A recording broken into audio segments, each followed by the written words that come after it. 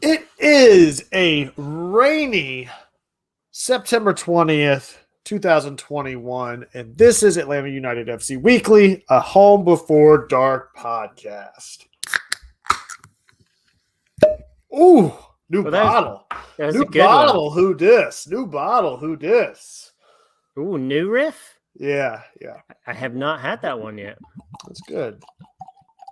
It's kind of tough to find at some places. It's a relatively newer.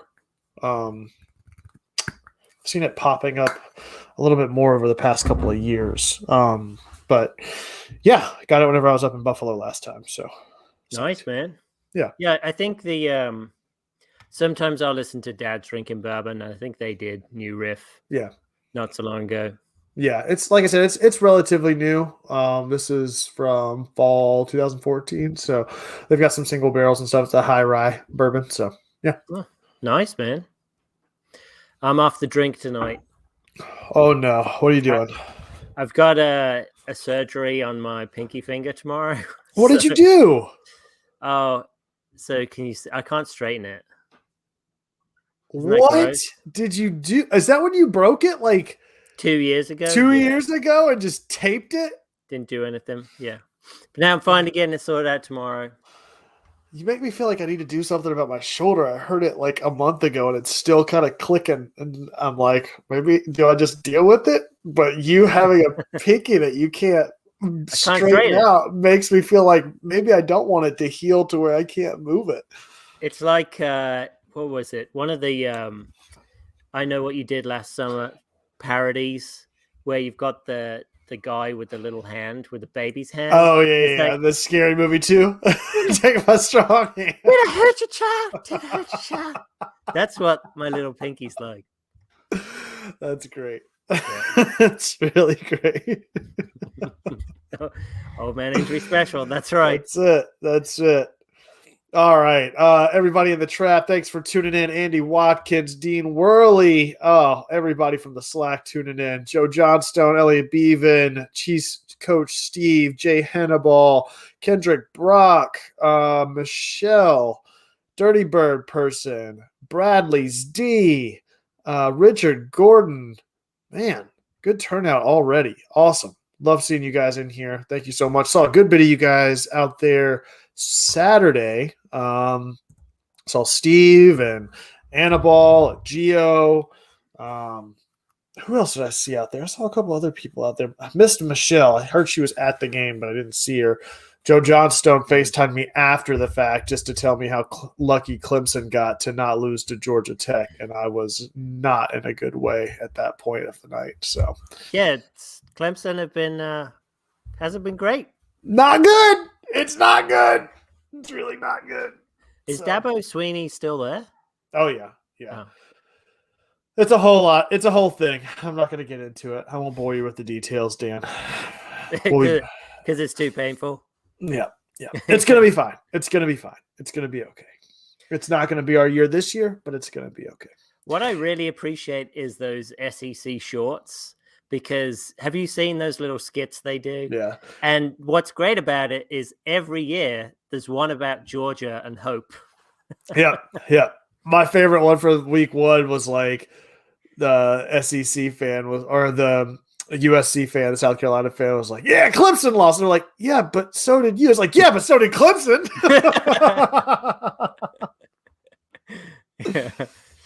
South Carolina are terrible. Wow. Yeah. No kidding. I agree, Elliot. I really wish Florida would have pulled it out on Bama. That was a tough loss there. But anyway, this is a soccer podcast. That's what we're here to talk about. And we couldn't have better things to talk about with Atlanta United's run of form lately. My God. Was it 7 of their last 8 now that they've won? Incredible, man. Incredible. After going 4 straight and now they're on to 3 straight, their last 3 winning with a combined score of 10-2.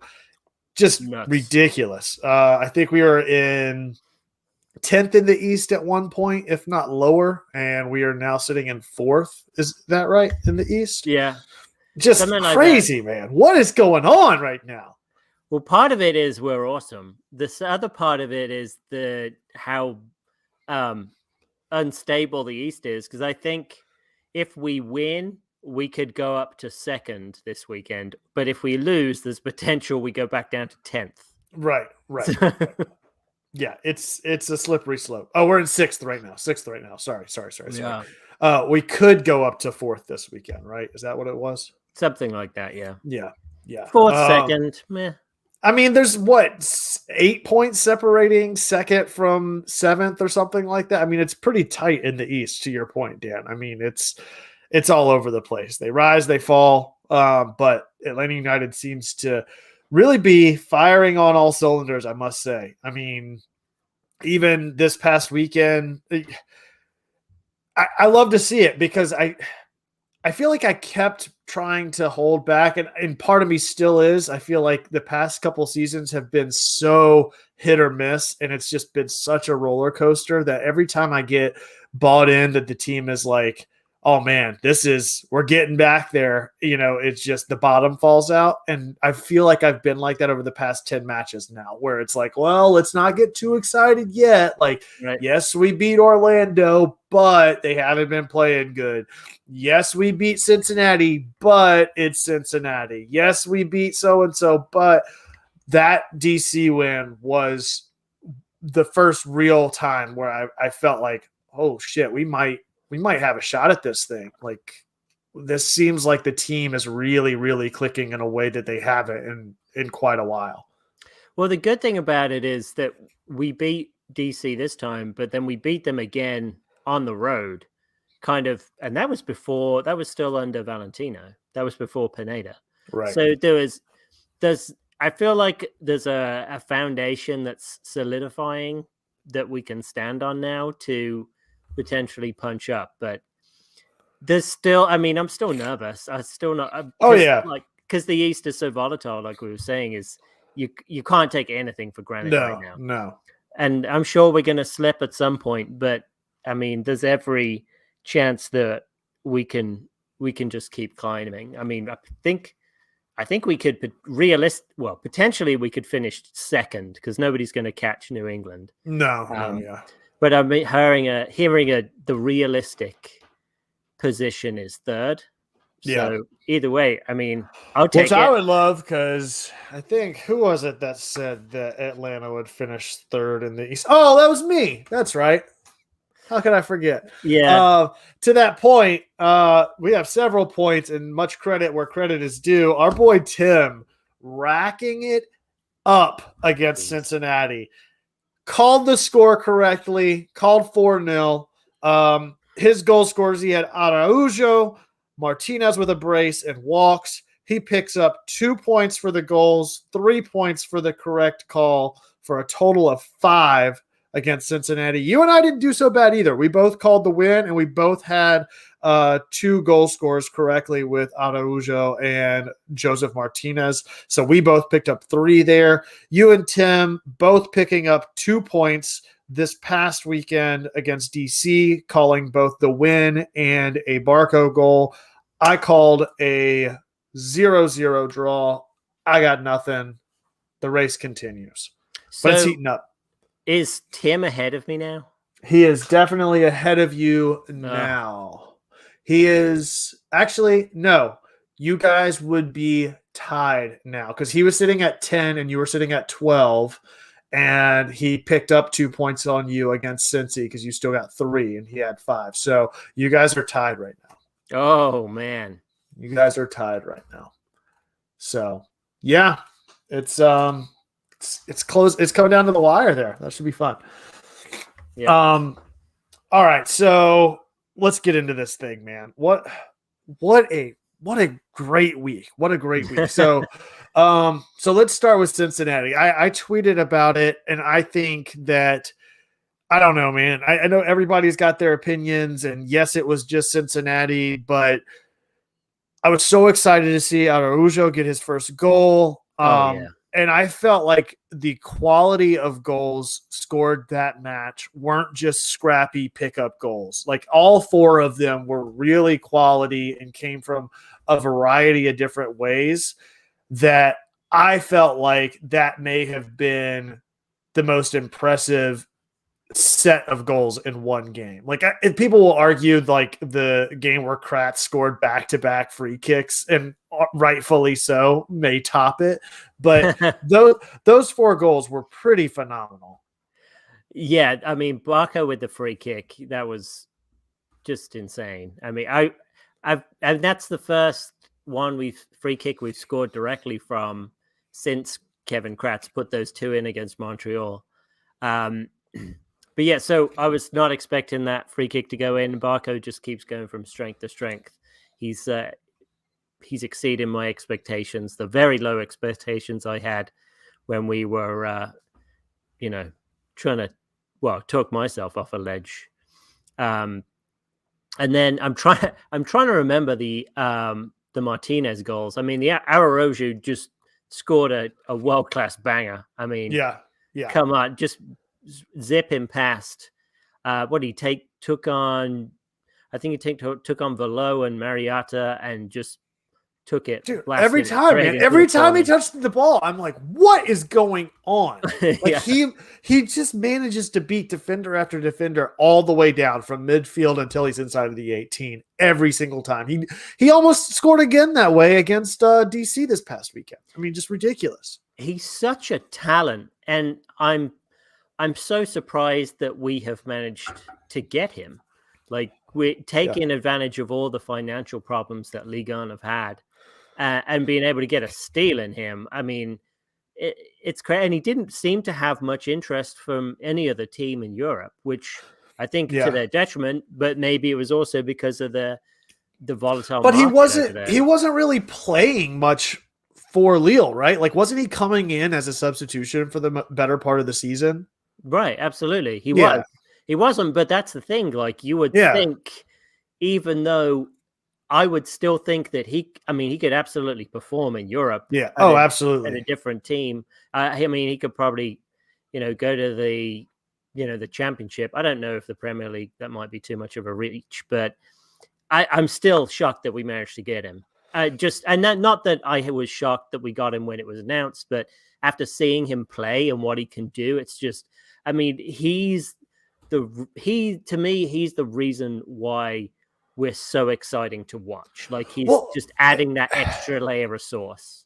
And I've been trying to figure out what it is about him, right? Like, yes, it's the quality on the field, but it's like, we've sat here over the past couple of weeks and talk about how he has elevated the entire team as a result. And yes, it comes in his contribution in the run of play, but it seems like everyone's play has been elevated to some degree that isn't directly related to just a run of play in which Luis is involved in, right? And the more I think about it, I think it's sort of this like powder keg scenario with Atlanta United, where there was all this pressure building of expectations, right? Like, you had Barco, who had continued to be this, highest paid DP for Atlanta United that hadn't lived up to his true potential, was not going to reach that $30 million,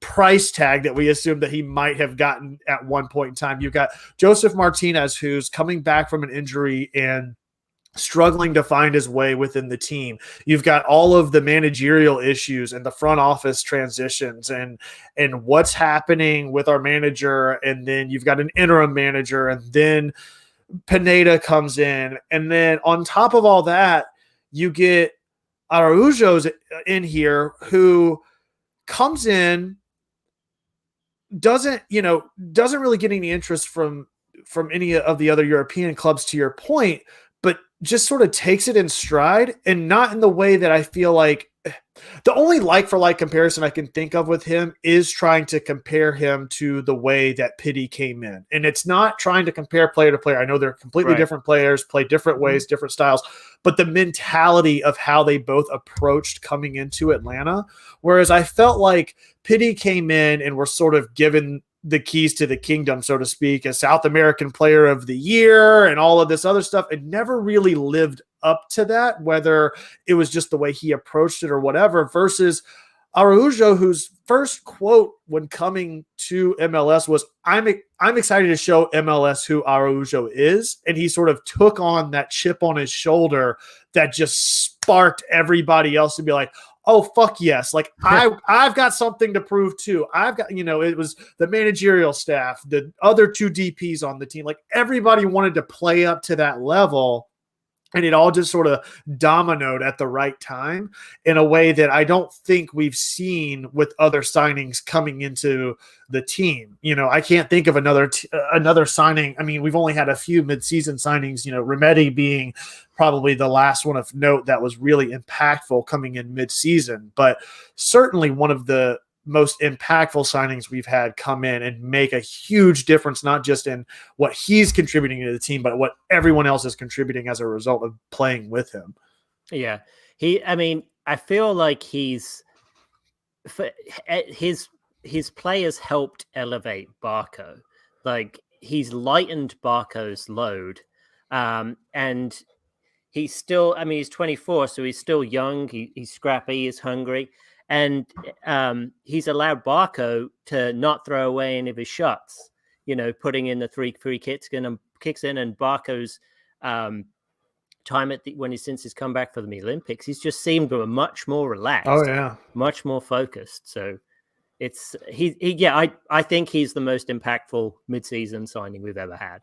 I mean, it's crazy. You even look at we talked a couple weeks ago about Miggy, right? And there was this electricity about how he plays, and it's almost like this sort of childlike wonder that Miggy, whenever he touches it, it's like a kid that it's the football is life from Ted Lasso, right? Versus he's not a Roy Kent player, but with the way that Luis Araujo approaches the ball, it's like he's threatening, he's intimidating in the way that he goes at guys in a way that Miggy wasn't. He was intimidating in that he was so erratic and sporadic in the way that he played that it would shake people because they didn't know what to expect. Araujo's the exact same way, but in a completely different personality type. Yeah, he's so much more positive and doesn't, Pity seemed to wear his frustration on his sleeve, and yeah. Araujo seems he hasn't either got frustrated or he can just deal with it. Yeah, much better. Yeah, it's been awesome, man. Sort of unrelated to the Cincy game or the DC game for that matter, a little bit related to DC game, but talking about that powder keg and some of the pieces that have sort of changed the way that this team is not only playing, but the way that they're sort of coalescing. And I feel like it was something, who was it that was talking about it? Michelle was saying that the players seem to be having fun again, and I'm here for it all day long. And also mentioning Araujo's energy and that the players in the crowd feed off of it.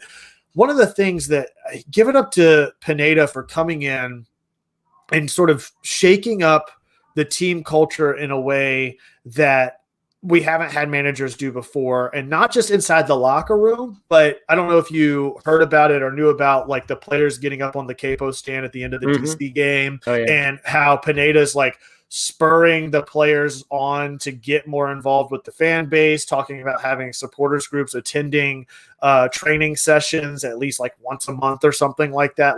That is something that has been overlooked, and I don't think anybody's really even acknowledged that there has been, even though we all kind of feel connected to the team in a way, there has been this sort of separation between fan and club that I am really on board with Pineda sort of injecting some of that, because I feel like that's what Seattle really has at its core, right? Is that team to fan base connection that Atlanta United has, but it's sort of an implied one versus this explicit connection that he's trying to get established between players and fans.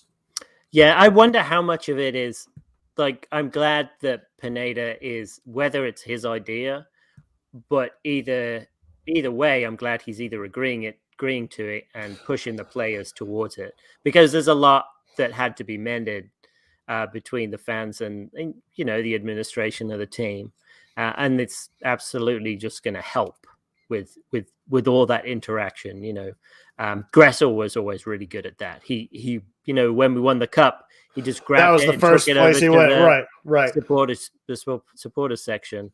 And after the game this weekend, he went over and saluted the supporters as well, which was very cool. But yeah, it seems like it's a much more positive place.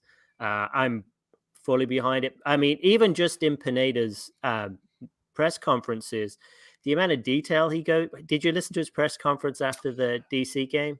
I listened to it after the Cincy game. I don't think I listened to it after the DC game. So he was just going into he's a stats man.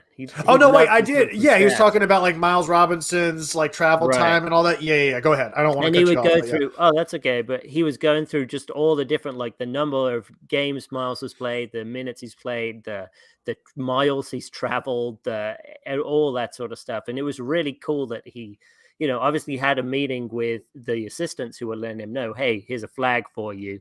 And he'd obviously this is really interesting. Okay, well, we should definitely make a decision on this. I mean, to me, that's a perfect example of how the process between the backroom stats staff and the coaching staff should work. Oh I yeah. mean, it's a tool. It's another data point. It's another piece of information to consider. So I don't know. So far, I'm really impressed with it, and I like how it seems to all be coalescing. Oh yeah, man, and it seems to be all of the things that Atlanta United fans have really been clamoring for, right? Like you take all of the things that you want to throw at this run of games over the past 8 matches out of the equation.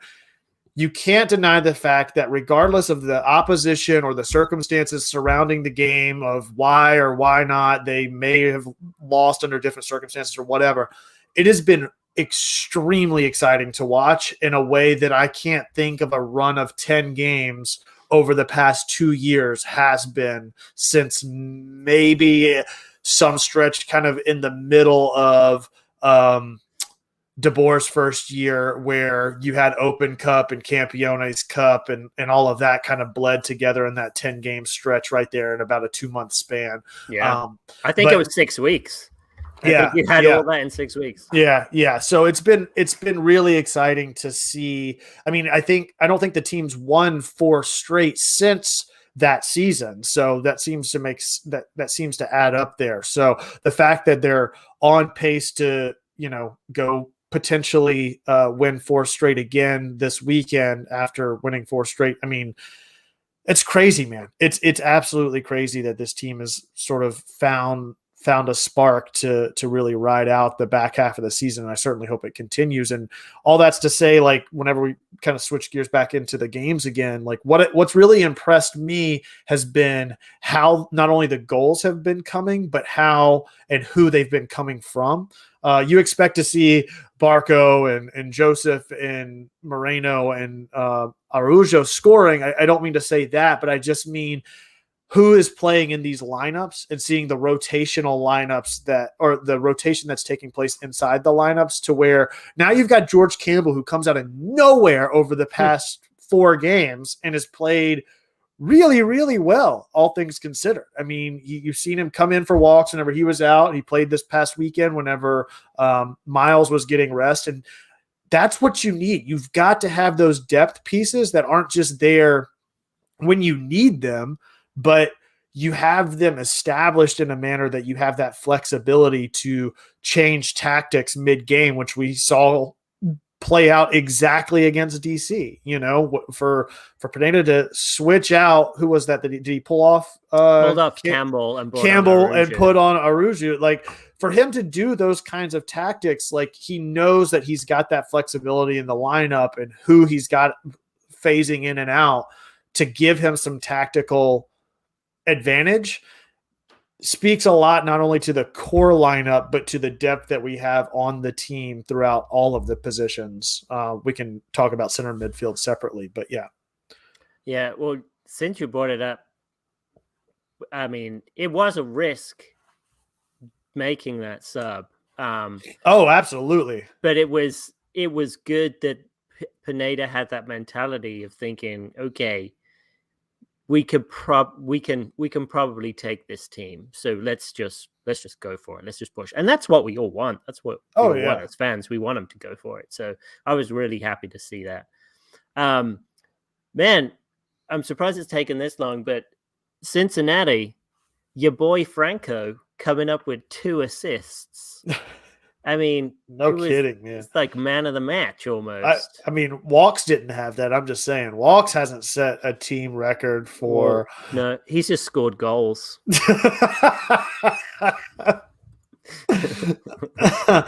Oh man, I gotta circle around to the trap. We've been neglecting everyone in here.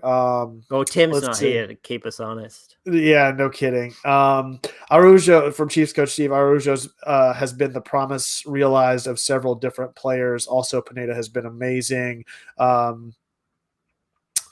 Let's see here. Carlos Rangel. Gressel is still connected to the fans. He wanted to make us happy and gave a secondary assist on Joseph's goal. Let's see here. Kendrick Brock talking about Pineda's rotating players. Pineda rotating players is nice to see. Tom Schreck, that's a new name in the trap I haven't seen before. Having depth to rotate is nice to see too. Yeah, completely agree there. Yeah, I mean, to Elliot's point, were you surprised? I certainly was. And I mean, in our group text, I think I had texted out like, Araujo's on the bench. Are we panicking? Are we panicking? Like, we're not panicking. I'm definitely panicking. But again, like, you don't want to just wear him out. And I don't think that was really the case on why he was sitting. I think that, again, it goes back to what the team is capable of, that you don't have to have all 4 of those guys running nonstop for a full 90 minutes to get a result. Right.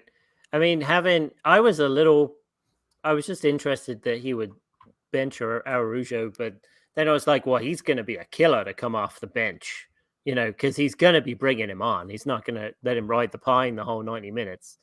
Right. So it was good to see. Who did he have in place? Okay, so he had Sosa, Rossetto, and Moreno in the midfield at that point. So, yeah, and then it was great that we had Sosa back, so we were able to kind of make that switch, albeit, maybe a little bit more defensive. And, DC do what they do. They press you. And under Hernan Losada, he's been great for DC. They're a much more fun team to watch now. But they will press you real hard, and they're a decent team as well. They've got a lot of talented players, especially in Paredes. Skundrich has been doing really well under Losada. Whatever you think about Areola, I think Paul Areola is a pretty good player, and Julian Gressel. And I think Russell Canals, I just like him because he doesn't get the best ratings. He just does the dirty work. He's like, I think it's Christian Leitner. That's it. That's the guy that everybody hates, but he does the work to make the midfield work. I mean, he's not going to be the guy who's a playmaker or press as much because he's kind of slow, but he will help you. You want him as a center defensive player. Yeah. But overall, I mean, it's great to be having the depth. I think if we go back to Cincinnati, sorry, I feel like I'm jumping all over the place, but having not to with it whenever you've got 2 games in a week, you can't kind of just break them all down. It's totally fine. Go ahead. But Jake Mulroney spelling for Bello against Cincinnati, he played great. I think you get subbed for. I'm not exactly sure who you got subbed for, but he was great to spell that position. It was great to give Bello a break coming back from international duty. We could kind of ease him in. Like, people were worried that Bello was injured or something, but I think we saw on Saturday that there's no water in that. So, but played great. Can you remind me about Martinez's goals against Cincinnati? I'm pulling blanks on them. Oh, that's a good question. I think one of them was the set piece header goal, right? That's right. Let me see. Oh, that's right. Because Moreno knocked it in, and Franco headed it back towards Joseph. Yeah. And Joseph knocked it in. And Yeah. Franco was like celebrating as soon as he hit it before Martinez had, because I guess Look, they man, worked it up on the. if we let Barco celebrate for his free kick goal that went off of 2 Cincinnati deflections, we'll let Franco celebrate his Oh yeah, man. deflection goal into Joseph. They're all happy. It's all fine. Look, Barco celebrating that first free kick goal that took the deflection. Great, whatever. There's no denying the second one that he scored against Cincinnati, because that shit was ridiculous. That was an amazing goal, just disgustingly good. And that, going back to the DC game, did I say Cincy? I meant to say DC. The free kick that Barco scored in that game. When we talk about like making excuses or kind of trying to be. Wait, no, he scored a golazo against Cincinnati. He didn't take any deflection. It took deflection in Orlando. Orlando was the one I was thinking. Yeah. That's right. No, yes, I had gotten those mixed up. So talking about the DC game and the result there, on paper, it looks like that game was a lot closer than it really was. And I think that that's sort of why that game really stands out to me, is because if that's how Atlanta's going to have to get beat against quality opponents, is by ridiculous half volleys from outside or at the top of the 18, I'm more than happy to take that week in and week out, because that is by far the exception. Like for DC to put 2 of those in is just almost unheard of in one match. I mean, I can't believe that they managed to put 1 in, much less 2 on us in the manner that they did, because it was just, both of those goals were just fantastic. And I hate that Joseph doesn't end up getting his 100th goal. Hopefully we'll see it this weekend, but he does sit currently at 99 goals across all competitions, which is pretty crazy. He does. And now we don't know if he's going to be playing. We have a little bit of an update on Martinez, because he was limping around after the game and got a lot of treatment on the field after the game. But it's he's still being evaluated. We haven't heard what that evaluation was at the end of the day today, but they're looking at his knee again, and it doesn't. Apparently, it's not good. Oh man! So, I mean, I'm assuming he's not going to play. And then you just go back to the false 9 thing that we did against Cincinnati and put Barco and Araujo up top. But anyway, we can get into that a little later. But I'm hoping it's okay, but I don't know. I don't want to get too negative about it. Yeah, hopefully it's okay, man. He's just had such an uphill battle with that thing. And I hate to feel like he's just one of those guys that's just the concept of easing back into it just doesn't exist for him. Like, he's going to push it until he hurts something again. Like, it's going to be a consistent thing for him that he's going to have to deal with, I feel like, because he is going to push it so hard and he's not going to pull back on it at all. He wants to contribute and he wants to perform in the way that we all know he's capable of doing. And it's been really nice seeing him get on the end of balls that you expect him to over the past couple of weeks, just scoring the kinds of goals that you expect him to score on half turns in the run of play, like he did against DC. That second goal he almost gets at the end of the DC game that hits the post was just a heartbreaker. Yeah. Well, he had a chance, in the first half where George Bello's streaking, and he jumped on that bad back pass from, I think it was Pine. And Bello just jumped on it. And Joseph was open for the pass right in the middle of the goal. And then Bello just took the shot, which I guess you're fine to do, but passing was the more safer option in scoring a goal. But there you have it. Anyway. Yeah. Yeah, Bello's been he's had eye on the goal for a Yeah, couple of yes. games now, man. I'm glad to see him slot one home against DC because the beginning of that DC game, he had Joseph, and Joseph was pretty pissed off about it that he doesn't lay it off to him. And he had a similar situation against Cincinnati when he gets subbed in late in that game where he just all he was looking at was the goal the entire time, and he had Joseph wide open on the back post to just drive it home too. So it was almost kind of like this big brother thing of Joseph dishing it off to him to be like, that's what you're supposed to do. All right, granted, it was Moreno doing it, but yeah, still. Man, and talk about an assist there. Moreno getting through, I think, a total of 5 players to lay that off to Bello at the end of that one was just insane.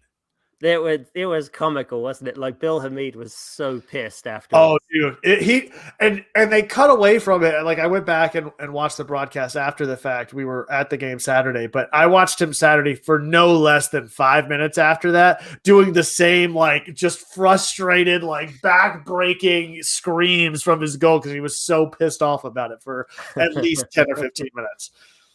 Yep, love it. Love to see the frustration for Bill Hamid. Love it. Yeah. No kidding. All right, so Cincinnati again, not much to really take home from that. I think great goals from Atlanta, but that's what you're supposed to do against Cincinnati, right? Yep. And they did it. They got it done. We expect to see more of that coming down the stretch. We've talked a little bit about Atlanta's schedule coming into the back half of the season. You've only really got, I want to say, 3 kind of marquee games in the back 9 that I can see that you really need. I mean, you expect to take home results against a good bit of them, but the ones that you really need to capitalize on, one of them being this weekend against Philly, and then you've still got Montreal and NYCFC on that remaining slate of games. I think that Inter Miami and obviously Toronto and Cincy are pretty much out of the hunt, but those other 3, Philly, Montreal, and NYCFC, those 3 games are really 6-point games whenever you think about it. I think Inter Miami is they're still in the hunt. They're on 32 and they've got a game in hand on us. Oh, they do. I didn't realize that. Yeah. So I mean, I was glad that the Red Bulls put 4 past them this weekend. That was great. I was happy. I was thinking of Red Bulls, not you're absolutely Red right. Bulls are out. Yeah. But yeah, it's like we can't let off the gas. One dropped week and we're going to be out of the playoff line. But it's going to be like back and forth the whole time, I think. Oh yeah, I mean the thing that's crazy with Inter Miami, you look at them right now and where their goal differential is sitting at. I mean, they're one of the bottom teams in the East with a -11 goal differential, somehow sitting in 9th place. I mean, it's shot. I mean, Red Bull sitting with a positive goal differential and 23 points or 26 points sitting down in 11th. I think that Inter Miami team, while in the standings, is certainly in the hunt as it relates to points. Statistically, they're sitting at 9 wins. They're comparable from the wins and losses and draws to Atlanta United and obviously the game in hand that you mentioned. But from what they're doing as far as how they're scoring and how many points they're putting up, I'm trying to scroll back through to see when their big sort of goals, what matches they had that were big goal scoring opportunities, and it doesn't really look like there's many of them. Their highest scoring games were really against Cincinnati, which Atlanta United's no different there. So yeah, they're one of the lowest scoring teams. They've got 24 goals, which is the same as Cincinnati down at the bottom. It looks like Chicago they put up 3 against, and Toronto they put up 3 against, but that's otherwise it's like 1-0s and 2-1s and then a whole bunch of losses. Yeah, and they've got a relatively I wouldn't say difficult backstretch. They end with New England, which is really, that's not exactly how I would want to end the season at this point. No. If you're on the edge looking to get in playing the basically determined Supporter Shield winner this season in New England on decision day, essentially. That's not how I would want to end the season, but yeah, the last 3 games are us and yeah, CFC, and like you say, New England. It's right, I mean, right, they got to play Nashville this weekend. I don't and think they're going to Portland. beat them. Yeah, Portland beat LAFC, didn't they, this weekend? Mm-hmm. Yeah, that's going to be. Yeah. So, like I said, they've got a handful of games that could really shake them up a good bit. Like I said, I mean, been saying it for a while, guys. Been saying it for a while. The back half of Atlanta United season is really favorable, and they certainly seem to be playing up to that level right now. Let's just hope that Joseph stays healthy, man. I mean, I hate to hear that. Yeah, me too. I really do. Oh, I know what other thing I wanted to mention about DC game. Our buddy Brad Guzan has gotten a lot of flack this season and in past seasons. He seems to be consistently he has a target on his back where it's either he's put the game on his back or he's to blame for every loss that we get sometimes. And I feel like this DC game was absolutely one of those games where give all the credit where credit's due to the offensive firepower, but if it weren't for Brad coming up with at least 3 really, really good saves in that game, that scoreline would have been completely different. Oh yeah, he's been. I feel like against Cincinnati as well. He was really good. Yeah. In fact, who else? Orlando. I mean, he was really good also. I feel like people harp on his distribution, and as long as he's like just, I guess it's not the best, but. There's a lot worse keepers that we could have in the league. And for him to have those sort of big reaction saves, I feel like outweigh the negative qualities that we're all seeing from him right now. I mean, the only problem with Brad Guzan is his salary. It's way too high. I agree with that. That's the only problem that I see with Guzan. Because I don't think you're ever going to live up to that salary as a keeper. Like you're just because you're always going to be put under a certain level of scrutiny that no other position is really going to be put under because the game sort of starts and ends with you in a lot of ways. Boy, as great as he did play Saturday, he's not without fault. He had a couple of balls that he played from a goal kick that went directly out of bounds or directly over the back line of DC. It's just like, what the hell are you doing, man? The guys behind, it's so funny. Every now and then you get like just a casual fan coming to a game to watch a match. And we had some guys behind us that were like, there's a lot of stuff that I just don't understand about soccer. And like what was that right there? Like, I don't know why he just did that. He just kicked the ball completely out of play. I was like, yeah, he didn't mean to do that. Didn't mean to do that. But it's so funny. It's like, it just seems like it's chaos. It's just everything's everywhere until they get up near the goal. And then all of a sudden it comes together. I don't get it. That's just because, the more you watch it, the more you learn to appreciate it, and you can see what's happening. And I mean, I get it. I don't understand how anybody can understand what they're talking about when you're running a play in American football. Like, I was watching some YouTube video about Peyton Manning being John Gruden, and he would be, and Eli Manning would have to translate the play, and it's just like random words just pushed together and then they figure it out. It's just it drives me nuts because it's such like, I feel like you really have to have been brought up within that game to like really understand it. I just don't have the attention span to learn it right now. And plus the Falcons suck and I don't have a college team. So oh boy, I've been converted to Bills Mafia, so it's been a decent season so far. Big win this past weekend against Miami, so we'll take it. Was it just your obsession with O.J. Simpson that you decided to become a Bills fan, or Marshawn Lynch mostly? Having to watch all those O.J. Simpson documentaries that came up the other year?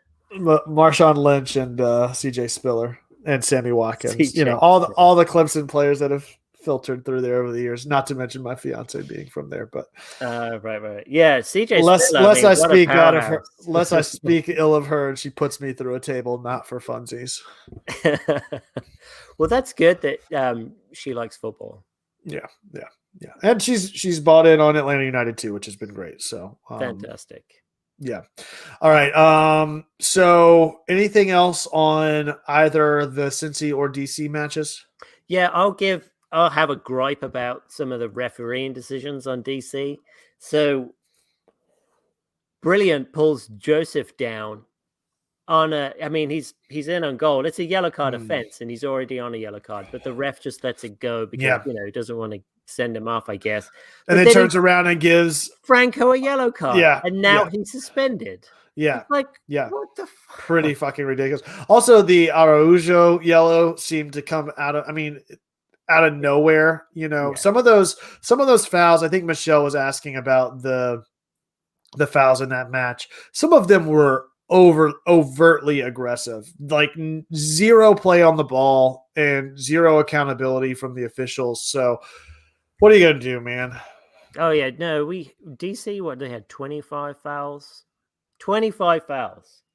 I mean, that is ridiculous. I think I saw, I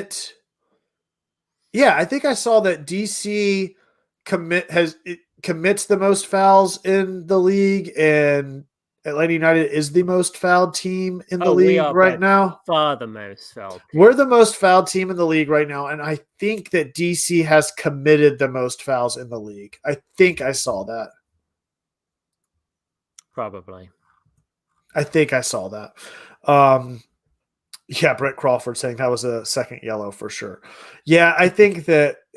How many red cards have there even been this season across the league? Like, I feel like I haven't heard of many games having teams go down to 10 men this year. Well, our good friends Orlando went down a man.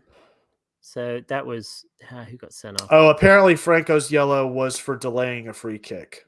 I didn't realize that. It doesn't matter, but it's still like it's you're giving leniency to your left hand and then not giving leniency to your right hand. It's Orlando went down to 9. That's right. I forgot about 9? That. I forgot about that. Wait, about that. Oh man. What I wouldn't give to see them be down to 9 points. Oh yeah, Antonio Carlos got a straight red. That's right. That was it. I don't think they got 2 guys sent off. Nani and Andres Pereira against Montreal. Oh, against Montreal. Yeah. Love to see Nani get a red card, and love to see the fragility of the mental state of Orlando coming to the fore and them sort of breaking. It's one of my favorite MLS season traditions, really, is to see Orlando get really high in the standings just to have the bottom fall out and them to shit the bed and stumble all the way down to the bottom of the table before season's end. Hey, at least they've made the playoffs once last year in their history. It only took a pandemic for them to do it, but hats off to them. Hopefully they can do it this year. But the way things are going for Orlando right now, I would not be so optimistic. I think that they've got one of the more challenging back halves of the season where they don't have any. I mean, they've got Cincinnati once, but every other game that they've got New England that they've got to play twice. They play Nashville twice. They play Montreal twice. DC. They play Nashville twice? Yeah. Like I said, I would be really, really concerned if I was an Orlando City fan looking down the stretch, because as of right now, I don't think that I'm trying to see the last game they won. So it's been over a month since they've won a match. Their last win was against Chicago on August 21st. They drew Inter Miami the week following, and it's been all L's since then.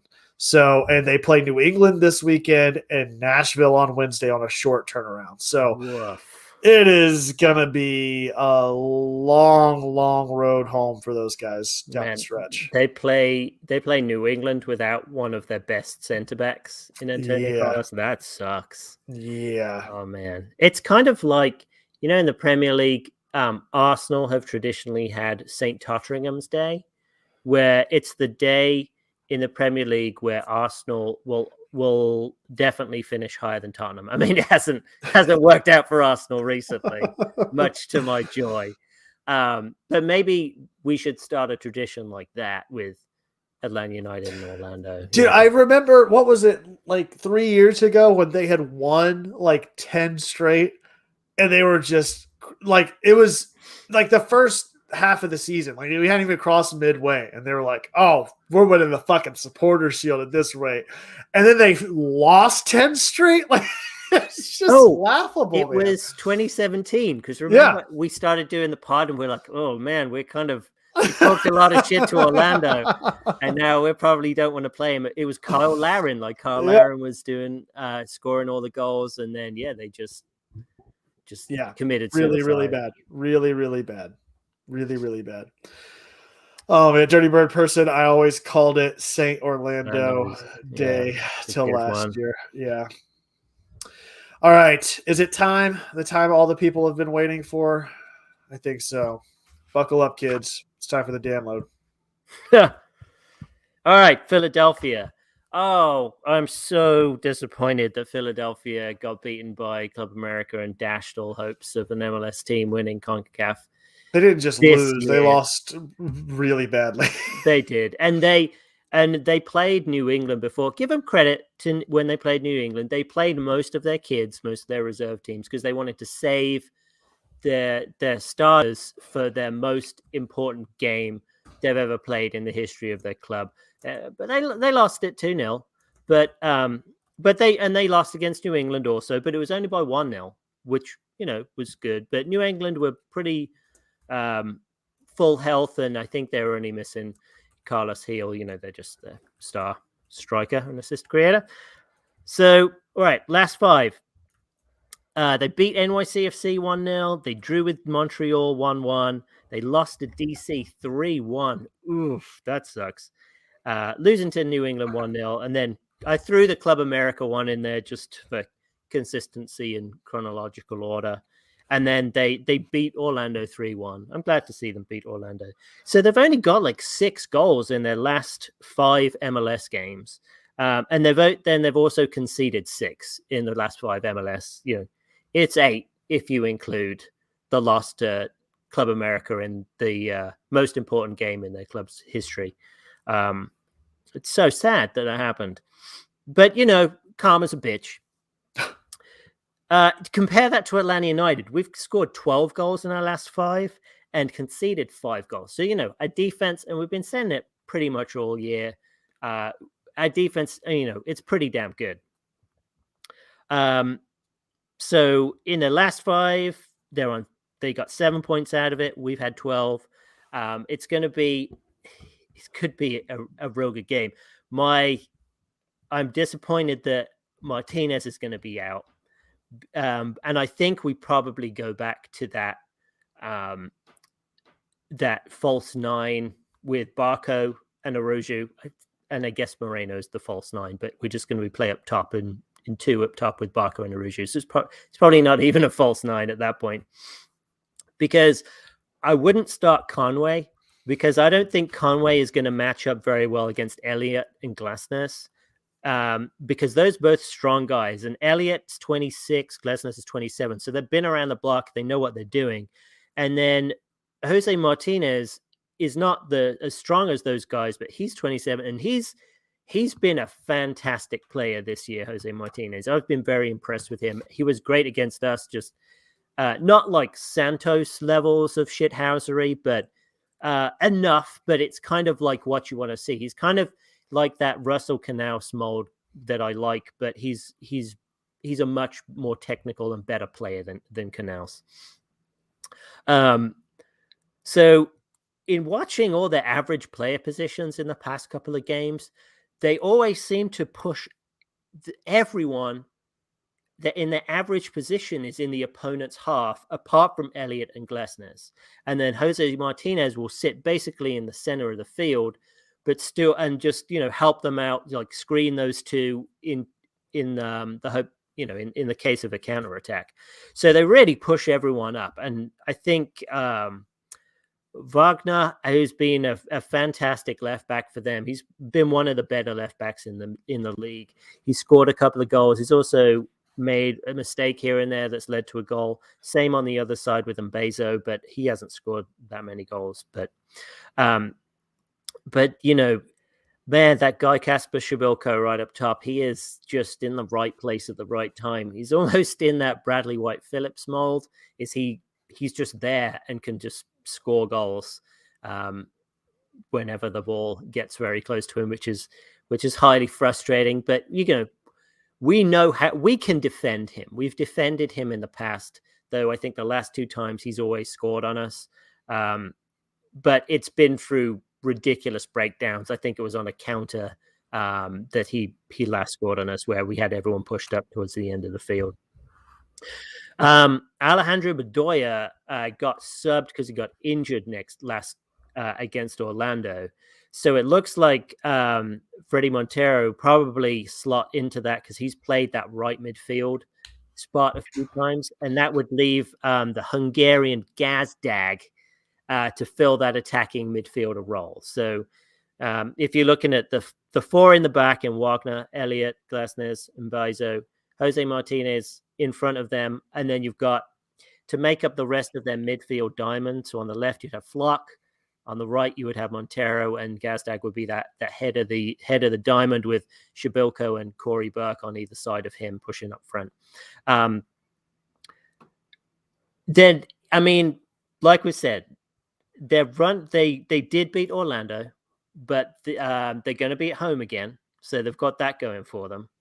But their run of form hasn't been that great. I think they're sitting just below the playoff line. Yeah, Are they seventh? No, they're in 7th right now. They're in 7th. Okay, on 35 points. They've got a game in hand on us. So this is one we really want to stomp on to push them back out. Because I mean, if they lose, there's probably a good chance DC's playing Cincinnati. So yeah. If we lose, DC 6-point game, man. 6-point game. Yeah, these are 6-point games here. So I feel like we're going to go back with a back 3 of Campbell, Robinson, and Walks. I feel that's going to be good. That works. Robinson's got his rest now. Starting with Bello and Lennon again on the left and right hand side. Why not play Rossetto and Sosa in the middle? I mean, I feel like they're our strongest center mid and center defensive mid players right now. Moreno up top in that attacking mid role, and then Barco Ruju pushed up front. But Moreno's he's gonna glide around, and Rossetto will probably fill in a hole when he goes. So that's what I would do. I'm gonna start my best players. We've got a whole week off, so I can't imagine there's gonna be, if any, much or if any rotation. Well, apart from Joseph. Joseph will be out, but I think you're right, Dan. I think our back line is the back line that we've been expecting or that we've been playing mostly, and I think we're going to need it, particularly with Joseph being out. So I expect to see Walks, Miles, and Franco back there coming into that match. Franco's out. Oh, that's right. He is out. Putting so Campbell back. Campbell probably will be in there, to your point. I've completely forgot about that. So the question is, with Joseph out, what rotation do we see on that end of the ball? I get my first thought is, I guess, like you said, Aruju's probably up there, up top, like what we played. When was that? A couple of weeks ago against. That wasn't Nashville. That was against Cincinnati. Cincinnati. Was that against Cincinnati? No. Martinez was playing against Cincinnati. Then it was going to be against Orlando. Yes, that was it. So yeah, I think that's probably the way that Pineda rolls it out. I don't see it being a high-scoring game like what we saw against Cincinnati or against DC for that matter, even with the rest. I think, especially if Joseph is out. To Kendrick's point earlier, I don't think Atlanta is a team that's going to draw 0-0 anymore. And I don't think I'll ever call that play, but I can see it being 1-1, and that's going to be my call for this weekend is 1-1 with Barco scoring the lone goal for Atlanta. One apiece, huh? Yeah, I was looking at to see. So Philly concede at the beginning of halves. They've conceded 6 in at the first 15 minutes, and then they conceded 7 in the second half, first 15 minutes. Being the most dangerous on the flip, so on the back half of each first half and second half, which we have seen them do before. So I don't think we hold a clean sheet, and we're going up to Philadelphia, which is why I think they'll probably score a goal. Yep. But if we want to put, this would be a good, I have a feeling they're going to score first as well. So I think this is going to be a real test of mental resolve on Atlanta United, with that Pineda's Atlanta United has not really experienced as much. So I think with this resolve and the looseness of the guys, I think we pull this one off. I'm going for a 2-1. All right. 2-1 win with Araujo, and I reckon Moreno gets one too. All right. Well, if there's one way to keep Tim from winning this year, it's to not have him record, so he can't throw down a score prediction and make sure we record during bath time. So he can't even be in the trap to put it in there. So no points for Tim. I don't care. If you're not here to put it in whenever we go live, it doesn't count. Well, we could just put in like 6-0. Oh, that's true. And but then it would somehow come true. Which would be a good thing. 6-0 Philly, and then it comes true? No. No. All right, let's see what we got. Elliot Bevan, 1-0 Atlanta. Jay Hannibal, 1-0 Atlanta. We send Guzan up for a last-minute corner, and he pulls off an Allison Becker. Brittany has 2-1 Atlanta, Barco and Araujo. Simpatico, Brittany. Simpatico. Yeah. All right, man. Anything else? Looking ahead, we will be recording again before. Oh, we got another new name in the trap, 0 Degree Gaming. 3-0 Martinez with a brace, and Araujo with Barco getting an assist. Oh, I hope so. I meant to ask you. Did you see that the FIFA ratings came out? Yeah. What a joke. Yeah, I thought the same thing. But probably not for the same reasons that you were saying it. I think the thing that surprised me the most was the defender ratings in the fact that Franco has a higher rating than Walks and Miles Robinson. They don't even get inside of the top 10 or whatever. Well, I can understand Walks, but Robinson's got wildly shortchanged there.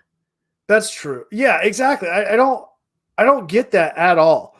I love seeing Luis Araujo come in though with a 77. I mean, that's pretty solid. And Joseph being at an 80, pretty awesome there too. But I think that was the biggest head scratcher to me, was not seeing Miles is the thing to me. Not seeing Miles there. I mean, he's a USMNT defender now that that's a huge, and it might just be off of last. You got to think about that too. A lot of this is based off of last season. So he really has he was great last year, but he certainly had a standout performance this year across all competitions. So yeah. Well, they've also got Blaise Matuidi at 83, and he was just complete shit. Yeah. Complete shit. Yeah, I agree. Yeah, it's a little bit of a head scratcher for sure. But love seeing Joseph on there, all things considered. So yeah. That's all I've got for this week. Anything else on your end? You think Ole Kamara still gets the golden boot? To Tim's point, he's just going to PK his way all the way to the golden boot. Who is in the lead in the golden boot right now? He is. Oh, it is Kamara? Yeah, unless it changed over the weekend. But let me see. MLS goals. Yeah, 16 goals. Yeah. He Raul scored 2 Ruidíaz, PKs. 14. He scored 2 PKs last week. So. Right. Yeah, I think we've got Joseph's on 9. Yeah, he's still got a ways to go. Yeah. I mean, potentially. I mean, you can't count out Ruidíaz, but all those penalties. He's had 7 penalties. Yeah, that's what I'm 7 saying. penalties to Ruidíaz's 2. Exactly. Yeah, probably. PK is way all the way to a golden boot. Crazy. Let's see. Well, We they did still have a count. couple. We had exactly. We had a couple other score predictions come in. 3-2 Atlanta with Moreno, Barco, and Araujo scoring from Chiefs coach Steves. 1-1 Dirty Bird Person. 2-1 Atlanta from Richard Gordon. People agreeing with the disrespect to Miles. No way Carlos Vela is an 83. Miles should be a 75 from Elliot Bevan. Let's see here. All right. Sounds like 0 Degree Gaming has already placed a bet on Atlanta to win the MLS Cup. Man, I'd love to see that. I'd love to see it. What are the odds? What does sportsbettingdime.com Sports say? betting about? Yeah, what do they say, Kev?